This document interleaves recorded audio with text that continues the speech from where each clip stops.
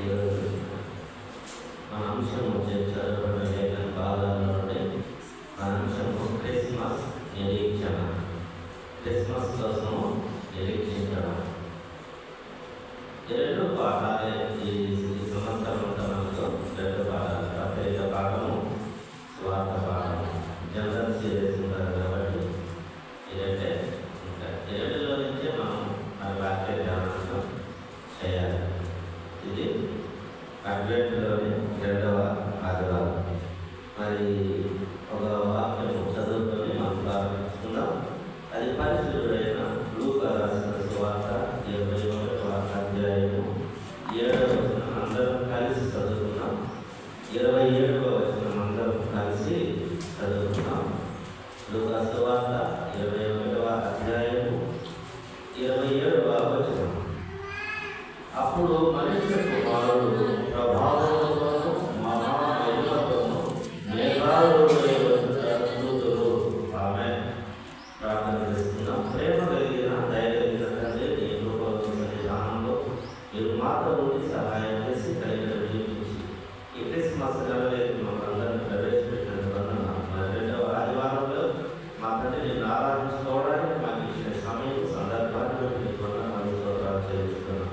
మా దేవ, మరి నీ బిడ్డల మధ్య నేను నిలబడి కదా నాతో అందరితో మీరు మాట్లాడండి. పరిశుద్ధాత్మ తండ్రి, మా మంచి బోధకుడు మాకందరికీ బోధించుకుని నజరేయుడైన యేసుక్రీస్తు నామములో ప్రార్థన చేస్తున్నాం తండ్రి.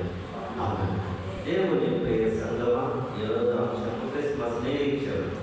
క్రిస్మస్ నిరీక్షణ, అడ్వెంట్ అనగా ప్రభు రాకడనే విషయం మనకు పోయిన వారం తెలుసుకున్నాం. అడ్వెంట్ అంటే ప్రభువు రాకడ గురించి, రాకడకు సిద్ధపాటు కలిగి ఉండాలా, నిరీక్షణ కలిగి ఉండాలా. నిన్నటి దినం మనము సిద్ధపాటు గురించి తెలుసుకున్నాం. నిన్నటి వారము. ఈరోజు నిరీక్షణ, మొదటి రాకడ పండుగను చేసుకున్నట్టు సిద్ధపడుతున్న మనము మీరు రెండవ రాకడ కొరకు సిద్ధంగా ఉన్నారా అని దేవుడు అడుగుతున్నాడు. ఏం చేస్తారు? మనం ఏం చేసుకుంటున్నాం? మొదటి పండుగ రాకడకు పండుగ చేసుకుంటూ మరి రెండవ రాకడ కొరకు సిద్ధంగా ఉన్నారా అని చెప్తూ ఈ ప్రశ్నిస్తున్నాడు దేవుడు. నేటి సువార్త పాఠంలో నిరీక్షణ గలవారమై ఆయన రెండవ రాకడ కొరకు సిద్ధంగా ఉంటూ ప్రతి విషయంలో ఆయన మహిమపరచమంటున్నాడు దేవుడు. నేటి ప్రత్యేక పాఠం. ఈ సువార్త పాఠంలో ఏం చెప్తున్నాడు అంటే దేవుడు నిరీక్షణ గలవారమై ఆయన రెండవ రాకడ కొరకు సిద్ధంగా ఉంటూ రెండవ పాఠంలో సువార్త పాఠంలో చెప్తూ మొదటి పాఠంలో మరి పత్రిక పాఠం లేదు, ప్రతి విషయంలో ఆయన మహిమపరచమంటున్నాడు దేవుడు ఈ పత్రిక ద్వారా. కాబట్టి ఈ రెండు, ఈ పత్రిక మరి సువార్త పాఠంలో మరి క్రిస్మస్ నిరీక్షణ గురించి మనం తెలుసుకోవాలి. దేవుని ప్రియ సంగమా, ఈ ఉదయకాలంలో దేవుడు మనతో మాట్లాడుతున్నాడు. మరి లూకా సువార్త 21వ అధ్యాయము 25వ వచనం నుండి 36వ వచనాల వరకు చూస్తే దేవుడు ఈ అంశంలో ప్రభావంతో మహిమతో ఆయన తిరిగి వచ్చుగా. ఆయన ఎంత వస్తున్నాడంటే ప్రభావంతో మహిమతో తిరిగి వస్తున్నాడు దేవుడు. రెండవ రాకడ కోసం మనం సిద్ధపడాలని మరి దేవుని వాక్యం సెలవిస్తున్నాడు. ఇక్కడ ఎక్కడ జరిగిన సంఘటన అంటే ఒలీవ కొండపై పేతురు, యాకోబు, యోహాను 3 ప్రశ్నలు అడిగారు దేవుడు. అయ్యా, 3 ప్రశ్నలు ఏది అంటే, మొదటిది దేవాలయం ఎప్పుడు నాశనం అవుతుంది, ఆయన రాకడకు సూచనలేమి, యుగాంతం సూచనలేమని యేసుక్రీస్తు ప్రభువు వారిని 3 శిష్యులు 3 ప్రశ్నలు వేశారు. ఎప్పుడు ఈ దేవాలయం ఎప్పుడు పతనమవుతుంది, ఎప్పుడు మరి నాశనం అవుతుంది, మరి రాయి మీద రాయి ఉండదు అని మరి పడగొట్టబడాలి అన్నప్పుడు ఎప్పుడు అవుతుంది అని అడిగారు. అది జరిగిపోయింది. రెండోది వచ్చేసి ఆయన రాకడ సూచనలేమి అన్నాడు. మూడోది యుగాంతం సూచనలేమి అడిగారు. ఈ 3 ఒకేసారి జరుగుతాయా అనుకుందాం. ఈ 3 ఒకేసారి జరుగుతాయి అన్నాడు. శిష్యులు మాత్రము మరి చెప్తున్న వాస్తవానికి మొదటి దేవాలయం పడగొట్టబడింది. ఆ తర్వాత ఆయన వచ్చి రాజ్యాన్ని భూమి మీద స్థాపించడానికి చాలా సమయం పడుతుంది అన్నారు. ఈ ప్రశ్నలకు మన ప్రభువు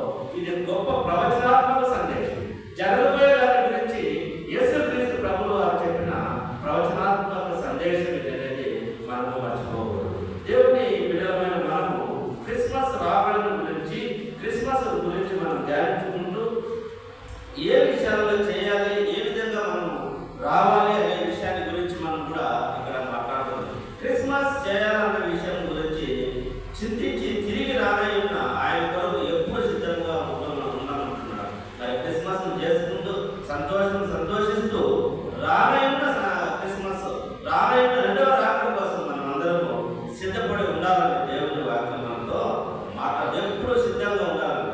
అలాగే ఇది ఎప్పుడు జరిగింది, మరి అంజూరపు చెట్టు గురించి కూడా ఇక్కడ మనం ప్రస్తావించడం జరిగింది. ఇక్కడ 3 ప్రశ్నల్లో 25వ వచనం నుండి ఇక్కడ చూస్తే, మరియు సూర్యచంద్ర నక్షత్ర సూచనను భూమి మీద సముద్ర తరంగులు దోషపడి కలవరపడను, జనములకు శ్రమయు కలుగును, ఆకాశముల శక్తులు కదిలింపబడును కనుక లోకం మీదకి రాబోతున్న వాటి విషయమై భయం కలిగి మనుషులు ఎదురు చూస్తూ ధైర్యం చెడి కూలుదురు. దేవుని రాకడకు సూచనలు ఏమిటి? ఇవన్నీ జరుగుతాయని చెప్తూ అప్పుడు మనిషి కుమారుడు ప్రభావంతో తిరిగి వస్తాడు. రెండవ రాకడ గురించి మరి సువార్త పాఠంలో చెప్తూ మరి ఎలా జరుగుతుంది అంటే దేవాలయంలో పడగొట్టబడుతుంది. రెండవది చేసి మరి ఇక్కడ ఒక వచనం ఉన్నది, ఏమంటే ఒలివ మరి చెట్టు గురించి ఉపమానం చెప్తూ అంజూరపు చెట్టు వృక్షం గురించి మరి చెప్తున్నాడు. అంజూరపు చెట్లు దేనికి గుర్తంటే ఇశ్రాయేలుకు గుర్తు. అంజూరపు చెట్లు ఇశ్రాయేల్ జాతికి గుర్తు. మిగతా చెట్లు అంటే మరి ఏమిటంటే మరి ఇతర దేశాలు వాటి ప్రభావాలు కొత్త రాజ్యాలు ఏర్పడము అనేటివి మిగతా చెట్ల గురించి ఇక్కడ రాయబడినారు. చూడండి, అవి అంజూరపు వృక్షం సమస్త వృక్షములను చూడండి, అంజూరపు చెట్టు చూడండి, మిగతా సమస్త వృక్షాలను చూడండి. సమస్త వృక్షాలకు సమస్త ప్రజలు, సమస్త దేశాలు, కొత్త దేశాలు, కొత్త మరి క్రూరత్వంతో కూడిన వాటి అన్ని ఏర్పడతాయి. ఇవన్నీ చూడండి మీరు చెప్తా. దేశం మీదకి దేశము మరి కొట్లాట జరుగుతాయి, యుద్ధాలు జరుగుతాయి, ఇవన్నీ జరుగుతున్నాయి, భూకంపాలు జరుగుతున్నాయి. ఇప్పుడు ప్రజెంట్ జరిగేటి అన్ని చూస్తుంటే దేవుని రాకడ సమీపం ఉన్నదని మనం తెలుసుకోవాలి. ఇవన్నీ జరుగుతున్నాయని మనం ఎందుకు గమనించాలంటే ఇవన్నీ జరుగుతున్నాయి. యేసుక్రీస్తు ప్రభువా చెప్పాడు, ఇవన్నీ జరిగిన తర్వాత ఆయన మేఘారూఢుడై వస్తాడనే విషయాన్ని. ఇప్పుడు యుద్ధాలు జరుగుతున్నాయా, కరువు వస్తున్నాయా, భూకంపాలు వస్తున్నాయా, ఒక ఇంటి వాళ్ళే కొట్టుకుంటున్నారా, మరి తండ్రిని చంపేస్తున్నారు, పిల్లలు తండ్రిని చంపేస్తున్నారు. మరి ఇవన్నీ జరుగుతున్నాయంటే ప్రేమ సల్లారిపోతున్నదంటే ఆయన రాకడ సమీపం ఉన్నదని మనం గుర్తించుకోవాలి. మరి 1948లో ఒలివ చెట్టు సిగిరిస్తాడంటే ఇశ్రాయేల్ దేశం సంకోచపడుతుంది, చెదిరిపోయిన యూదులంతా ఒక దగ్గర చేరతారనేది మరి 1948 మరి ఆగస్టు 15 మే 15 ఆ దేశం ఏర్పాటు జరిగింది. మే 15 అందరూ కూడుకునింది. 2 జరిగినాయి. ఇంకా భూకంపాలు ఇవన్నీ జరుగుతున్నాయి. రాకడ సమీపంలో ఉన్నది, సిద్ధపడాలని దేవుని వాక్యం సెలవిస్తున్నాను. కాబట్టి దేవుని ప్రియ సంగమా, దేవుని వాక్యం కోసము మనము ప్రతి దినము చదువుతూ కనిపెడుతూ దేవుని రాకడ కోసం మనం సిద్ధపడి ఉండాలా అనేది దేవుని వాక్యం. మరి పండగ దినంలో మొదటి రాకడ గురించి మనం ధ్యానించుకోవాలా, మొదటి రాకడ గురించి మనము మరి సిద్ధపడాలా, మరి సంతోషించాలి కానీ రెండవ రాకడ కోసం మనము సిద్ధపడాలని దేవుని వాక్యము మాట్లాడుతున్నది. కాబట్టి దేవుని బిడ్డలమైన మనము మరి ఈ అడ్వెంట్లోని నిరీక్షణ కలిగి ఉండాలి. దేవుని కోసం నిరీక్షణ. ఈరోజు హోప్ అనేది క్యాండిల్ ముట్టిస్తారు, 4 రకాల క్యాండిల్స్ ముట్టిస్తారని చెప్పాము. మరి ఈ 4 అడ్వెంట్లు 4 రకాల క్యాండిల్. ఈరోజు వచ్చే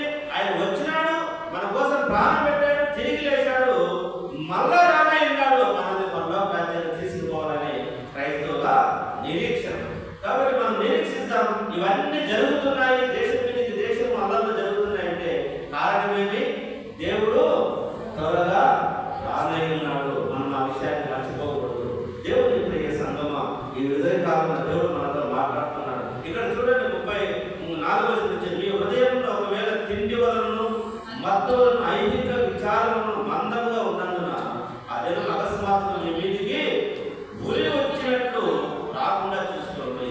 మనం మత్తులుగా ఉండదు. ఈరోజు క్రిస్మస్ పండుగ అంటానే మరి మందు తాగి మన వంటలు చేసుకొని తిని మత్తుగా ఉండదు. అంటే తినొద్దని కాదు, పండుగ చేసుకోవద్దని కాదు, కానీ మనము దేవుని రాకడను మనము మర్చిపోకూడదు. మరి దేవుని మరి క్రిస్మస్ అంటే మరి క్రీస్తు లేని ఆరాధన మనం చేయకూడదు. క్రిస్మస్ అంటేనే క్రీస్తును ఆరాధించకుండా మనము ఈ మిగతా కార్యక్రమాల్లో మన ఫోకస్ అంతా పెడతాము. మరి ఇంటికి సున్నాలు కొట్టడం కానీ, మరి బట్టలు తెచ్చుకోవడం కానీ, పిండి వంటలు కానీ, బంధువులు పిలిపించడం, కేకులు కట్ చేయడం, వీటిలో నిమగ్నమైపోయింటాం. కానీ ఏ ఒక్కరు కూడా దేవుణ్ణి ఆ రోజు ఆరాధించాలా, సువార్తను ప్రకటించాలా, దేవుని గురించి చెప్పాలనే విషయాన్ని మనం మర్చిపోతూ ఉంటాం. అసలు విషయం మర్చిపోయి మరి వీటిలోనే మనము తలమునకు అందుకోసం అంటున్నాడు, ఆయన రాకడ సమీపంలో ఉన్నది, మీరు వీటిలోని మత్తులు కావద్దు అంటున్నాడు. ఆ మాట మనం చూడాలి. మీ హృదయం ఒకవేళ తిండి వలనను మత్తు వలనను ఐహిక విచారణ వలన మందముగా ఉన్నందున ఆ దినం అకస్మాత్తుగా మీ మీద గురి వచ్చినట్టు రాకుండా మీ విషయమై మీరు జాగ్రత్తగా ఉండండి. యేసుక్రీస్తు భక్తులు వారు పదే పదే ఏం చెప్తున్నారంటే, మీరు జాగ్రత్తగా ఉండండి, మెలకువగా ఉండండి. మెలకువ కలిగి ఉండండి, జాగ్రత్తగా ఉండండి. మరి మెలకువ కలిగి ఉండాలంటే నిద్రపోకుండా ఉండడం కాదు.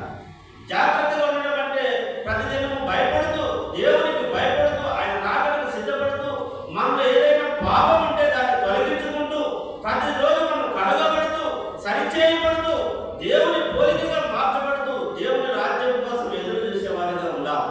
ప్రతిదినం దేవుని కోసం కనిపెట్టుకుని ఉండాలి. దేవుని రాకడ కోసం మనం సిద్ధపడి ఉండాలి. చాలా మంది అనుకుంటా ఉంటారు, ఆయన 2000 సంవత్సరాల క్రితం వస్తానన్నాడు, ఇంతవరకు రాలా, ఎప్పుడు వస్తాడో ఏమో లేదు. ఎవరి పాటగా ఉండద్దు, అది ఊరికి వచ్చినట్టు వస్తుంది. ఊరికి ఊరిలో ఎప్పుడు పడతాయో పక్షులు ఊరిలో వేసింటారు, ఎప్పుడు పడతాయో దానికి తెలియదు పాపం. అలాగే మనం కూడా జరుగుతుందని మరి యేసుక్రీస్తు ప్రభు వారు చెప్తూ ఉన్నారు. కాబట్టి దేవునికి సంగమా మరి క్రిస్మస్ ఆరాధన చేసుకుంటూ, ఆ మొదటి రాకడను మనం సెలబ్రేషన్ చేసుకుంటూ దేవుని కోసం మనం సిద్ధపడాలి. ఆరాధన చేస్తూ దేవుని కోసం మనం సిద్ధపడాలి. ఎందుకంటే ఈ కార్యక్రమాలన్నీ జరుగుతున్నాయి. ఎక్కడ చూసినా భయంకరమైన వాతావరణం ఉన్నది. స్వేచ్ఛగా బతకలేని జీవితాలు మరి దేశాలలో మనం చూస్తూ ఉన్నాం. భయంతో పడ్డ ప్రాణాన్ని రక్షించుకోవాలనే ఉద్దేశంతో ఉన్నాం. కొన్ని దేశాలలో మరి ఆస్తులన్నీ వదిలేసి కూడా ప్రాణం ఉంటే చాలని బ్రతుకుతూ ఉన్నారు. ఇవన్నీ జరుగుతున్నాయంటే దేవుడి రాక సమీపంగా ఉన్నది. దేవుడు అతి త్వరగా ఉన్నాడు, దగ్గరగా ఉన్నాడు. మనం సిద్ధపడాలా. ఎలా సిద్ధపడాలంటే మనల్ని మనము పరీక్ష చేసుకోవాలా, మన హృదయాన్ని దేవుడికి అప్పచెప్పాలా, మనలో పాపం ఉంటే తీసివేసుకోవాలా, దేవుడి సన్నిధిలో మోకరించి ప్రార్థన చేస్తూ దేవా నా పాపాలకు క్షమాపణ ప్రాయశ్చిత్తం చేసుకోవాలి. ఎందుకంటే చనిపోయిన తర్వాత మళ్ళా మన పాపానికి ప్రాయశ్చిత్తము జరగదు. ఎందుకంటే భూమి మీద మనము ప్రారంభంతో ఉండగానే దేవుడిని మనము తెలుసుకొని దేవుడిని ఆరాధించి మన పాపాలను ఇక్కడ తుడిచివేసుకోవాలి. ఆయన యేసుక్రీస్తు రక్తంలో, దేవాది దేవుని రక్తంలో మనం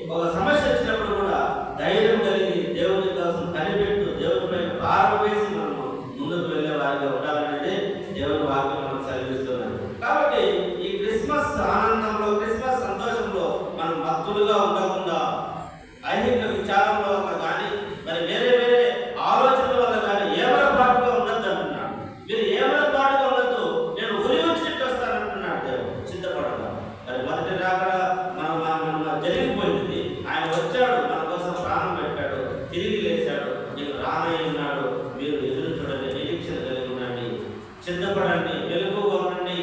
ఇంకొక మాట జాగ్రత్తగా ఉండండి అనే మాట ఉన్న జాగ్రత్త, మీరు జాగ్రత్తగా ఉండండి అనే మాట ఉన్న జాగ్రత్తగా ఉండాలా, మెలకువగా ఉండాలా.